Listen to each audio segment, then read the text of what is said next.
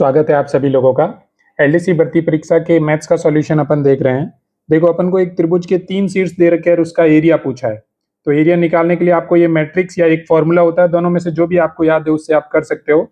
1 1 1 ये 3 आप अपनी साइड से, फिर पहला पॉइंट 5,2, दूसरा 4,7 और तीसरा 7,-4। इसका आधा, इस डिटर्मिनेंट्स का आधा होगा वो एरिया होगा। अब इस डिटर्मिनेंट्स को मैं सॉल्व करता हूँ। 1, ये वाला 1 ले रहा हूं तो ये वाली लाइन छूट जाएगी, ये वाली लाइन छूट जाएगी, क्या आ जाएगा -16 एंड -49। फिर माइनस का 1, अब ये वाला 1 ले रहा हूं तो ये वाली लाइन और ये वाली लाइन छूट जाएगी, तो ये हो जाएगा -20 और -14। फिर प्लस का 1,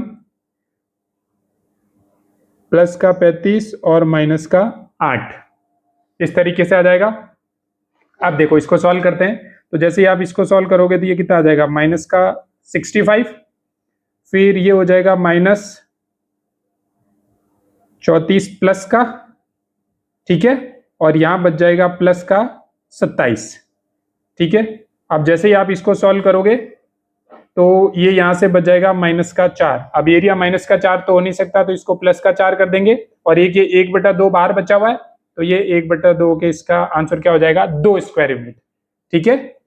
देखो ये फॉर्मूला आपको पता होना चाहिए, ठीक है। अब इसका एक फॉर्मूला है, मतलब इसको खोल के एक फॉर्मूले के रूप में भी लिख देते हैं, वो भी मैं आपको बता देता हूं कि कैसे लिखते हैं। देखो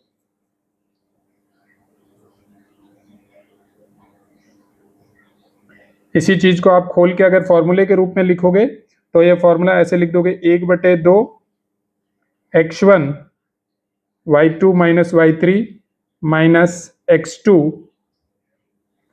या इसको प्लस ही कर दो और उसके लगातार चलते जाना, y3 - y1 और प्लस x3 y1 - y2। ये इसका एरिया का होता है। आप उस डिटर्मिनेंट से भी कर सकते हो और इससे भी कर सकते हो, पर इसका आंसर क्या हो जाएगा, आंसर हो जाएगा 2 वर्ग यूनिट। चलिए मिलते हैं अगले वीडियो में।